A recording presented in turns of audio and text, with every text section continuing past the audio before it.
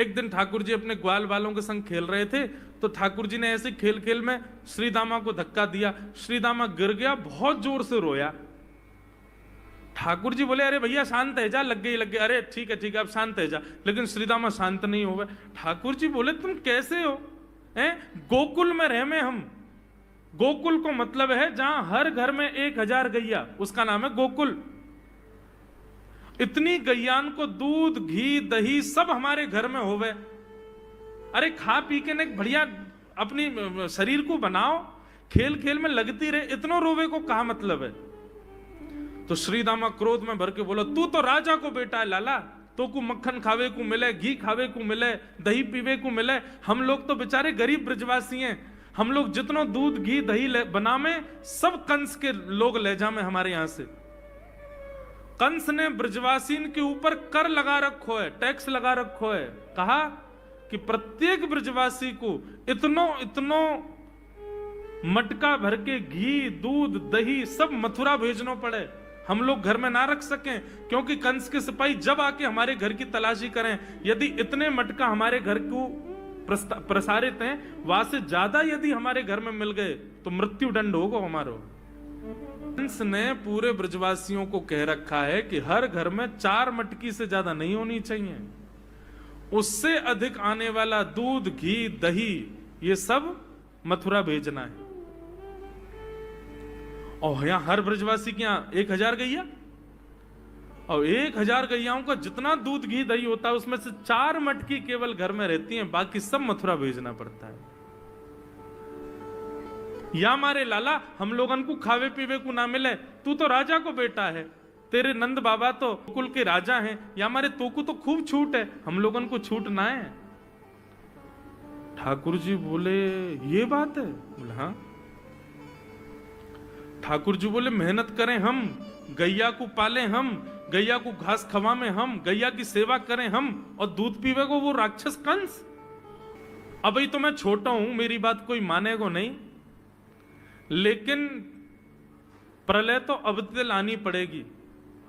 और कैसे लाएंगे? बोले, राजी राजी यदि मक्खन दूध दही नहीं मिल लो तो चोरी करके खाओ, हमारो ही मक्खन है, हमारो ही दूध है, हमारो ही दही है। लेकिन अभी हम बालक हैं, हम ज्यादा कछु बोलेंगे हमारी कोई बात मानेगो ना। लेकिन ये सद वस्तु कुपात्र के हाथ में नहीं जानी चाहिए। राजी राजी नहीं मिलता तो चोरी करके खाओ, जब कर देवे को नंबर आवेगो तो सब पूछेंगे, भाई कहां गए हो मक्खन दूध दही? बोले घर में तो है ना। बोले तो कहां गए? बोले चोर चोरी कर ले गए।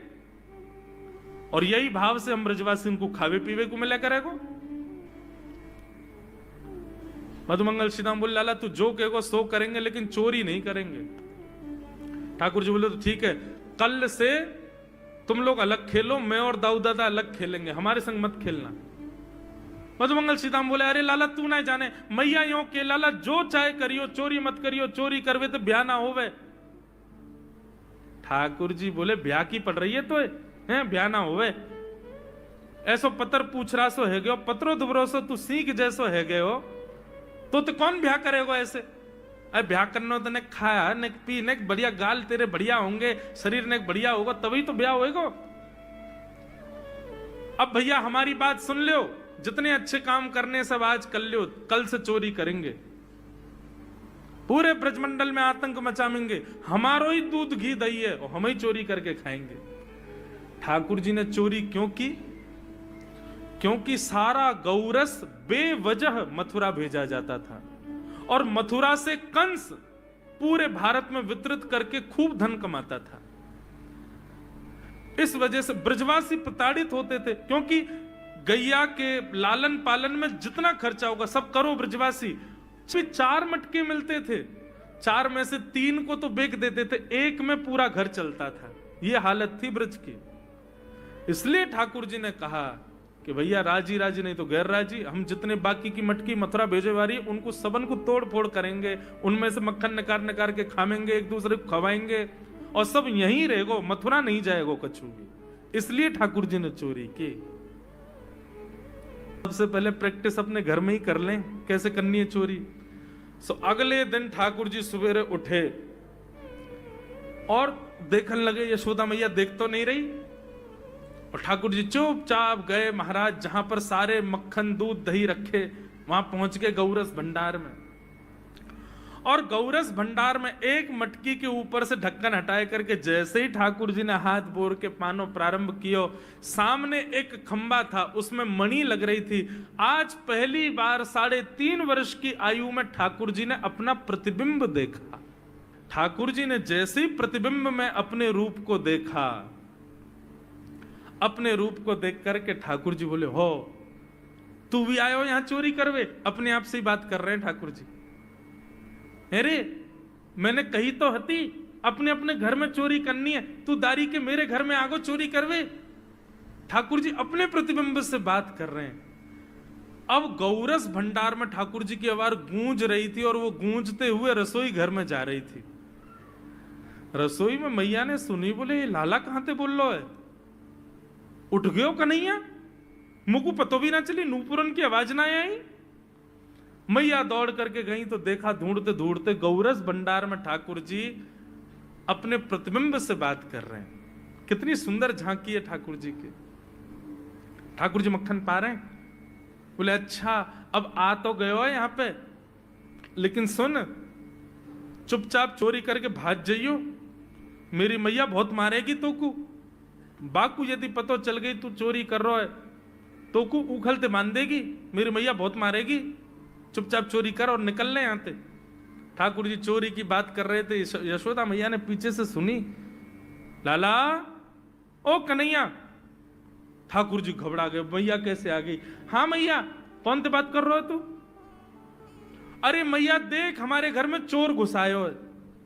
अपने प्रतिबिंब को दिखा करके ठाकुर जी कह रहे हैं, देख मैया हमारे घर में चोर घुसायो, जे चोरी कर रहे हो हमारे यहाँ के मक्खन की, तो मैया को पकड़वे आयो हूं। नन्हे से गोपाल जी, बहुत मधुर लीला। मैया हंस भी रही है और क्रोध भी कर रही। बोले अच्छा जो चोरी कर रहे हो? बोले हाँ। चल याकू तो मैं पकड़ लूंगी, लेकिन जे बता तेरे हाथ में मक्खन कैसे लगो?